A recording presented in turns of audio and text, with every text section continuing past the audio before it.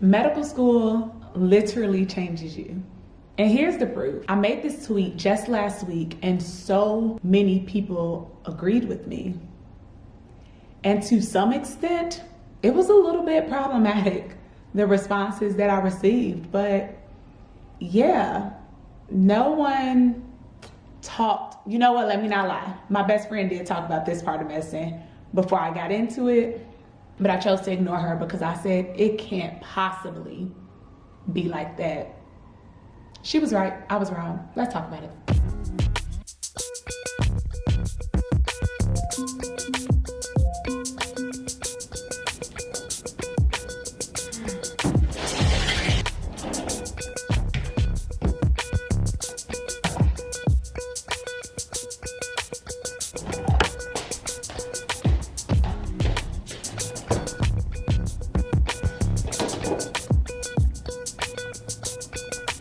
Recording in progress.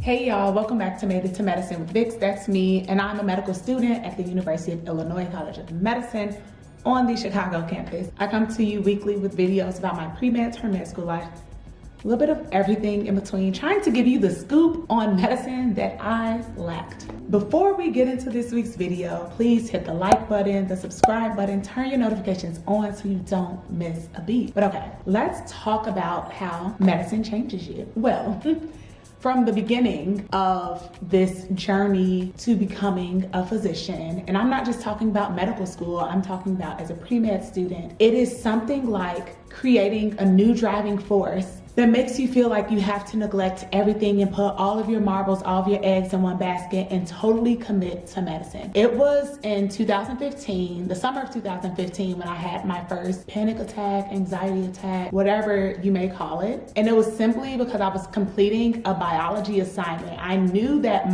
this was on the line, like my grade was on the line, because I had previously taken biology in my first post-bac program and I got a C-, which means I didn't pass the class. So I moved back home to Chicago to finish up the bio courses because I finished everything else in my post-bac, but I didn't get the certificate because I did not pass biology, proving to me to be a waste of time for moving out there, but you know, I gained some other things along the way. Let's stay focused.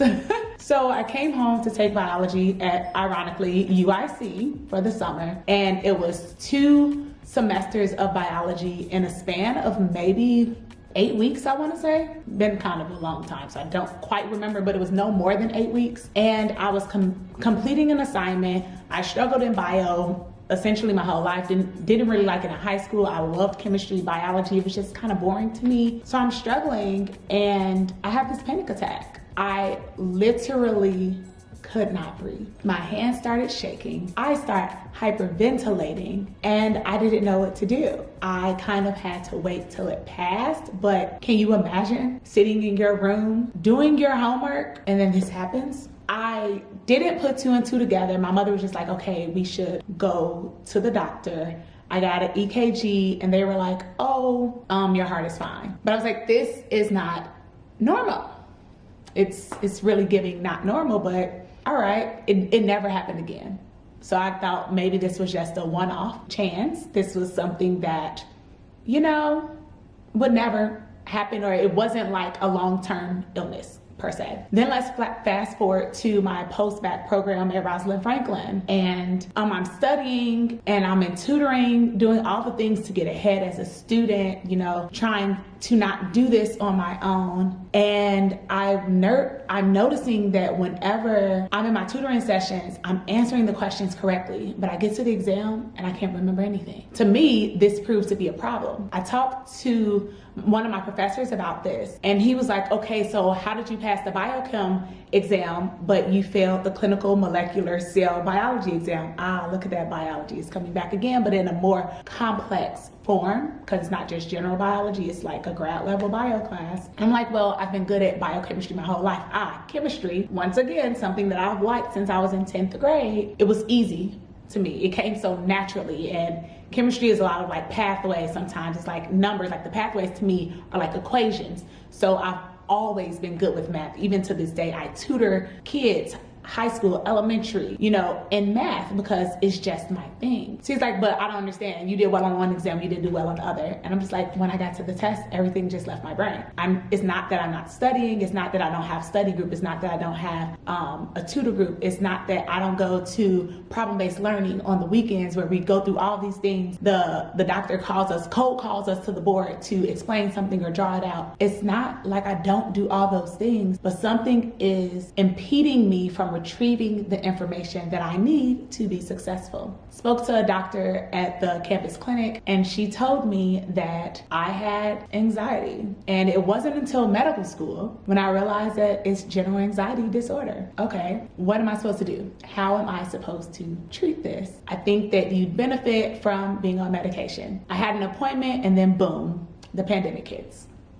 So I don't get on the anxiety medication because we don't know what life is, what life is about to be. We don't know nothing. So essentially I stay in my room all the time. And when I leave, I was going for walks around campus solo because I did not want to contract what was COVID-19 and so many people are losing their lives over it. So all that to say, I neglected my health and I kind of forgot about it once again, that this anxiety was something that was prohibiting me from being the best student that I could be. Now we fast forward to medical school. First year, or matter of fact, let's go to studying for the MCAT. I was convinced that I had attention deficit hyperactivity disorder. And in order to get extended time on the MCAT, I needed to be diagnosed and then fill out a petition or something of that measure. But again, it's 2020. Those offices were closed, so I had to go forward with studying with MCAT without that. But when I got to medical school the following year, I was like, okay, I need to get tested for ADHD. It was a 6-month wait. I got tested in April of my first year, so of 2022. And I've told y'all this part before. He told me that I didn't have ADHD, but I have anxiety and depression, and that I would benefit from talking to the nurse practitioner on campus to see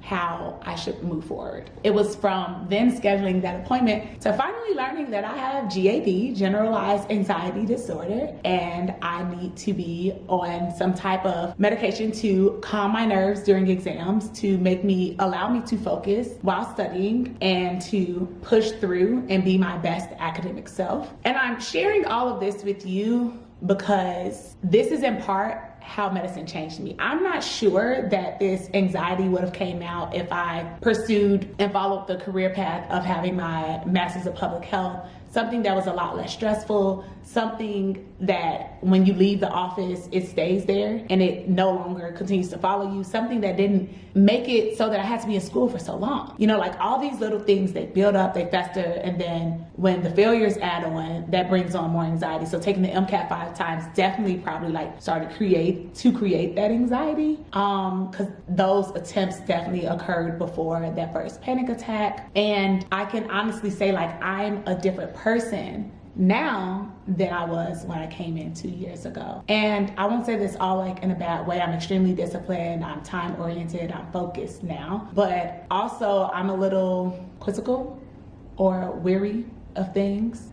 Medicine is not everything that you see. Or what you see is not really what you get. What I thought my career profession going into medicine would be, is not really turning out to be that. There are so many roadblocks and barriers in that way, but I'll talk about that on another video. But I bring this up because when we were learning in Block 6, which was neuro and behavior, so it was psych that we focused on this part, and we were in our team-based learning, going over answers to questions or something, or maybe it was a class, and one of my classmates was like, oh my gosh, I'm on that for anxiety, and it was like, oh, me too, okay, medication twins. And I was just like, oh, I appreciated the removal of stigma, because a lot of people, like, even if they're going to therapy or if they're on something for anxiety, like, it's not the end of the world. Like, do what you need to do to feel like your best self, your whole self, you know? But at the same time, it reminded me of when someone told me, and by someone, I mean several physicians, like current physicians, and not people who just graduated, who are my friends, people who I had no ties to until meeting them from being a medical student, was like, everybody's on medication. Everybody is on an SSRI or buspirone, or those are for anxiety, or people are on ADHD medication, ADHD, ADD medication. Like, everybody's on something to get through medical school. And not saying that abusing medication because these are clearly diagnosed by physicians and prescribed by physicians. But it's kind of like, what is up with the system that all of us need to be on something to get through it? Because to me, it's giving weird. It's giving what is happening to us as people who are going to serve patients in the future. And also a system that sometimes people have told me not to even talk about this because the system can kind of go against you for needing these things, but we're always told to, treat the patient as best as we can, put the patient first. But doctors, medical students, they're patients too. So it just really makes me wonder, like, why or what part of medicine is changing us? And will we ever go back to being the selves that we knew before needing these alterations to, I don't know, survive?